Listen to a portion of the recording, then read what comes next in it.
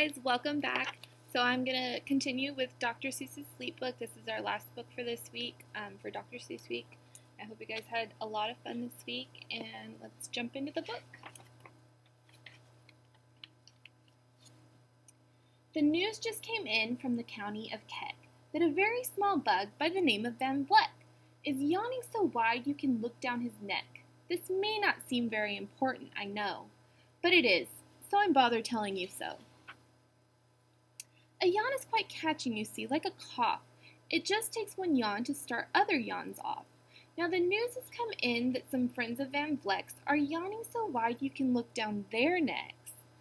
At this moment right now, under seven more noses, great yawns are in blossom. They're blooming like roses. The yawn of that one little bug is still spreading. According to latest reports, it is heading across the wide fields, through the sleepy night air, across the whole country, toward every which where, and people are gradually starting to say, "Oh, I feel rather drowsy. I've had quite a day." Creatures are starting to think about rest.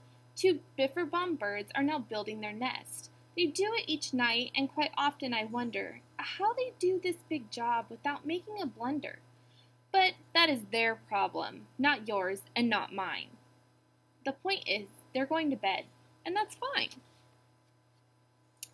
Sleep thoughts are spreading throughout the whole land. The time for night brushing of teeth is at hand.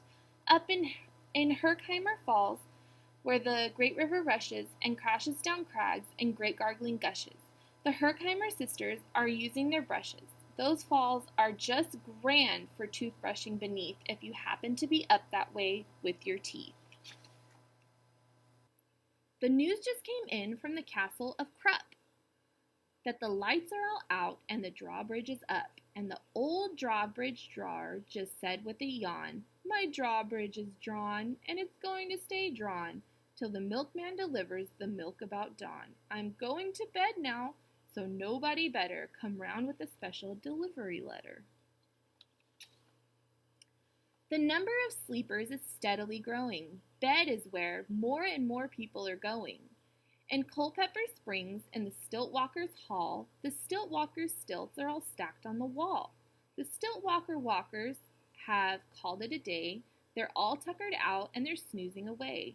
This is very big news. It's important to know, and that's why I'm bothering telling you so. Way out in the west, in the town of Merced, the Hinklehorn Honking Club just went to bed. Every horn has been quietly hung on a hook for the night, in its own private Hinklehorn nook. All this long, happy day they've been honking about, and the Hinklehorn honkers have honked themselves out. But they'll wake up quite fresh in the morning, and then they'll start right in the Hinklehorn honking again. Everywhere creatures are falling asleep. The collapsible frink just collapsed in a heap.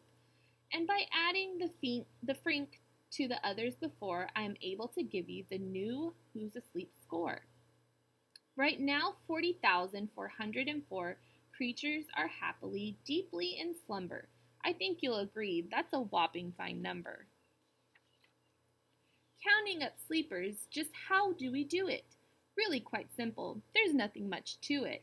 We find out how many, we learn the amount, by an audio-tellio-tallio count. On a mountain halfway between Reno and Rome, we have a machine in a plexiglass dome, which listens and looks into everyone's home, and whenever it sees a new sleeper go flop, it jingles and lets a big old bell drop. Our chap counts these balls as they plop in a cup, and that's how we know who's down and who's up. So right now the count's at 40,404. Do you talk in your sleep? It's a wonderful sport, and I have some news of this sport to report. The world champion sleep talkers Joe and Mo Redzoff have just gone to sleep, and they're talking their heads off. For 55 years now, each chattering brother has babbled and gabbled all night to the other. They've talked about laws, and they've talked about gods. They've talked about paws, and they've talked about flaws. They've talked quite a lot about old Santa Claus. And the reason I'm telling you this is because you should take up this sport. It's just fine for the jaws. Do you walk in your sleep? I just had a report of some interesting news of this popular sport.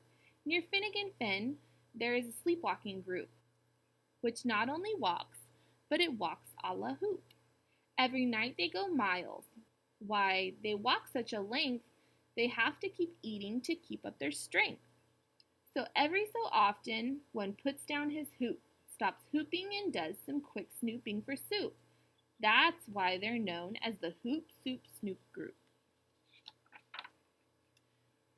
Sleepwalking, too, are the curious crandalls, who sleepwalk on hills with assorted-sized candles. The crandalls walk nightly in slumbering peace, in spite of slight burns from hot dripping grease. The crandalls wear candles because they walk far, and if they wake up, they want to see where they are.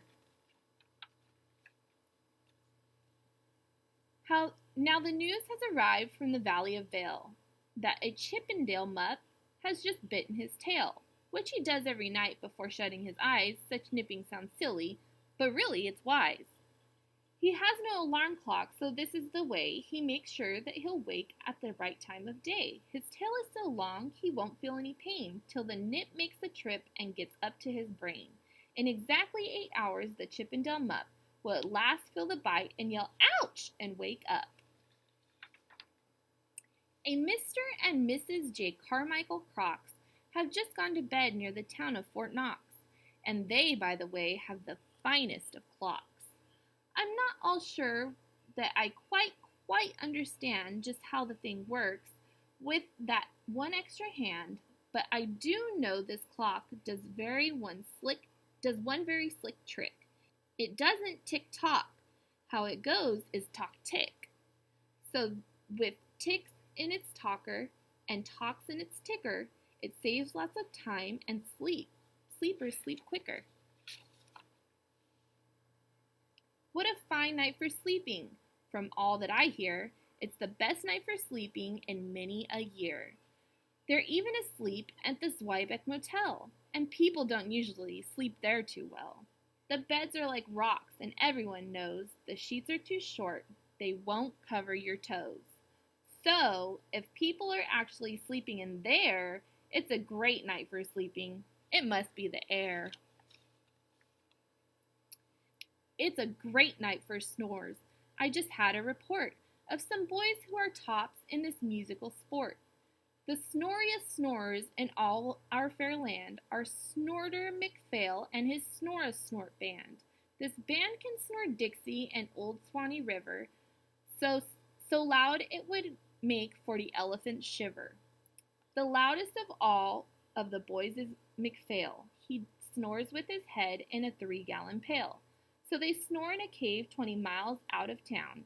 If they snored closer in, they would snore the town down.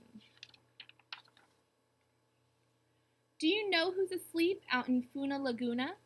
2 very nice Funa Laguna baboona. We've added them into our Who's Asleep count, which has grown to a really amazing amount. Exactly 8,808 creatures are sleeping now. Isn't that great? A Jed in his bed and the bed of a Jed is the softest of beds in the world, it is said. He makes it from pom-poms he grows on his head, and he's sleeping right now on the softest of fluff, completely exhausted from growing the stuff. There he is. He's super tiny, but he grows those little pom-poms on his head, and he's made his bed of pom-poms. The news has come in from the district of Doft that 2 oft are asleep, and they're sleeping aloft. And how they are able to sleep off the ground, I'll tell you. I weighed one last week, and I found that an oft is so light, he weighs minus 1 pound. And their little sign says, "Someone please pull at 8 a.m. Thanks." So that's how they wake up. They get pulled by their tail. A moose is asleep. He is dreaming of moose drinks. A goose is asleep. He is dreaming of goose drinks. That's well and good when a moose dreams of moose juice, and nothing goes wrong when a goose dreams of goose juice. But it isn't too good when a moose and a goose start dreaming they're drinking the other one's juice. Moose juice, not goose juice, is juice for a moose. And goose juice, not moose juice, is juice for a goose. So when goose gets a mouthful of juices of mooses, and moose gets a mouthful of juices of gooses, they always fall out of their beds screaming screams. So, I'm warning you now, never drink in your dreams. Speaking of dreaming, I think you should note that the Bumbletub Club is now dreaming afloat. Every night they go dreaming down Bumbletub Creek, except for one night every third or fourth week, when they stop for repairs because their Bumbletubs leak. But tonight they're afloat, full of dreams, full of bliss, and that's why I'm bothering telling you this. At the fork of a road in the Vale of Avode, 540 weary salesmen have laid down their load. All day they've raced round in the heat at top speeds, unsuccessfully trying to sell zizzerzoot seeds, which nobody wants because nobody needs.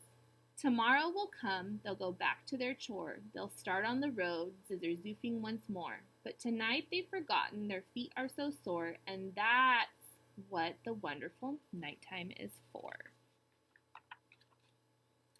Everywhere, creatures have shut off their voices. They've all gone to bed in the beds of their choices. They're sleeping in bushes, they're sleeping in crannies, some on their stomachs and some on their fannies. They're peacefully sleeping in comfortable holes, some even on soft-tufted barbershop poles. The number of sleepers is now past the millions. The number of sleeper is now in the billions. They're sleeping on steps and on strings and on floors, in mailboxes, ships, and keyholes of doors. Every worm on a fishhook is safe for the night. Every fish in the sea is too sleepy to bite. Every whale in the ocean has turned off his spout. Every light between here and Farfoodle is out. And now, adding things up, we are way beyond billions. Our Who's Asleep score is now up in the zillions. 99 zillion, 9 trillion, and 2 creatures are sleeping. So, how about you? When you put out your light, then the number will be 99 zillion, 9 trillion, and 3. Good night. And that's the end of this book. I hope you guys really enjoyed it. It's a real big tongue twister. It's fun to read yourself. So if you guys ever want to check this book out, just go to Destiny Discover and you'll be able to find it. Just put in Dr. Seuss's Sleep Book and it'll pop up. And you guys can check that out. And library pickups on Thursdays, just a reminder. So make sure that if you are reserving books, that you guys are coming to pick them up. All right. Bye, guys.